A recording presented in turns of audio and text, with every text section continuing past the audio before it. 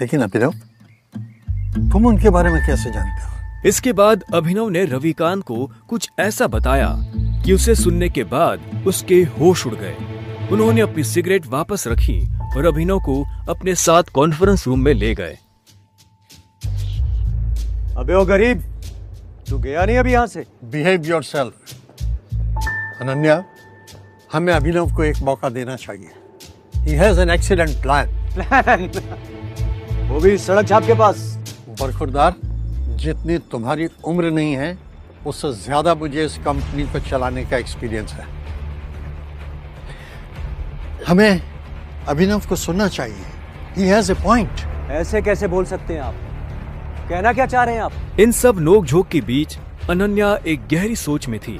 उसे अपने दादाजी की कही एक बात याद आ रही थी।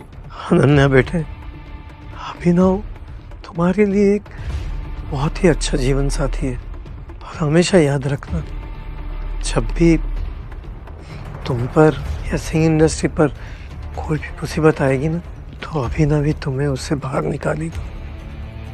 सामने चल रही बहस को देख अनन्या जोर से चिल्लाती है, चिराग, ये मत भूलो ये कंपनी मेरी है और हर डिसीजन का वीटो पावर मेरे पास है। Sit down.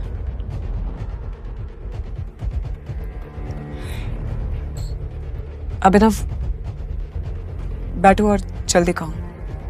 अनन्या को चिराग पर चिल्लाता देख अभिनव को बहुत खुशी हुई। रविकांत ने अभिनव को अपने बगल वाली कुर्सी पर बिठाया।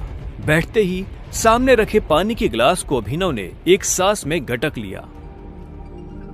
अनन्या, मुझे सबसे पहले कंपनी के इन्वेस्टर्स की डिटेल्स चाहिए होगी, शेयर होल्डर्स की लिस्ट चाहिए होगी एंड बैलेंस शीट देखनी होगी। उससे पहले मैं कुछ नहीं कर पाऊंगा। This is too much.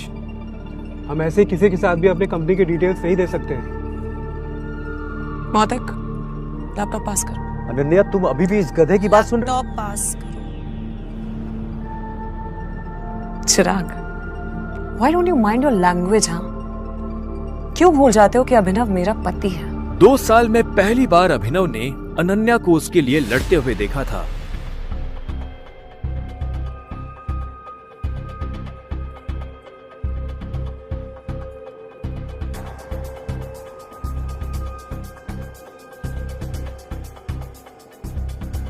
Ananya, मुझे स्टेटमेंट्स में बहुत सी इरेगुलरिटीज दिख रही हैं। हमारे इन्वेस्टर्स के छोड़ जाने का एक पैटर्न भी दिखाई दे रहा है। बैलेंस शीट की काफी ऐसी ट्रांजैक्शन है जिसमें मुझे डाउट है। ये क्या बकवास कर रहे हो? ये सब तो हवाई बातें हैं। ये बताओ कि कंपनी को दिवालिया होने से कैसे बचाओगे तुम? गिरते हुए शेयर्स को कैसे कंट्रोल करोगे तुम? अभिनव, अनन्या, मैं कंपनी के शेयर्स बायबैक करने होंगे। Brilliant idea. तुम्हें क्या लगा अभिनव? ये सब हम लोग ने डिस्कस नहीं किया होगा। अभिनव, हमारे पास फंड्स कहाँ हैं? Yeah, right, okay. Let me make a call. इतना कहते ही अभिनव ने अपने फोन से एक नंबर मिलाया और उसके बाद जो उसने फोन पर कहा उसे सुनकर अनन्या के साथ सबके होश उड़ गए। चिराग और मोती की आंखें फटी की फटी रह गई। या मिस्टर अकरम, मेरी बात ध्यान से सुनिएगा। एके प्राइवेट लिमिटेड के अकाउंट से सिंह इंडस्ट्रीज के अकाउंट में अभी के अभी 500 करोड़ रुपए ट्रांसफर कीजिए। दूसरी बात, एके प्राइवेट लिमिटेड और सिंह इंडस्ट्रीज का मर्जर जो है वो उसको पब्लिकली अनाउंस कीजिए अभी। और हाँ, आहूजा कॉर्पोरेशंस के जितने भी शेयर्स हैं सब खरीद लीजिए जल्दी।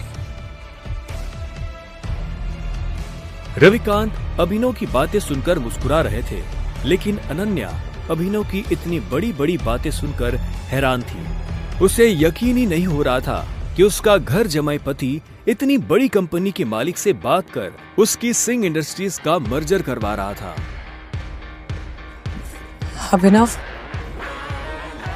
कौन हो तुम? मुस्कुराते हुए अभिनव ने अनन्या की तरफ देखा, लेकिन उसने कोई जवाब नहीं दिया। पाई पाई के लिए तरसने वाले अभिनव ने कैसे दिवाला हो रही सिंह इंडस्ट्रीज को दिलाए 500 करोड़ रुपए। एक गरीब घर जमाई ने आखिर कैसे करा दी एके प्राइवेट लिमिटेड जैसे बड़ी कंपनी से सिंह इंडस्ट्रीज का मर्जर। क्या सिंह इंडस्ट्रीज की बर्बादी और सरकारी टेंडर ना मिलने के पीछे चिराग और मोती की है कोई साजिश? मंत्री जी से अभिनव ने क्या पता करने को कहा था?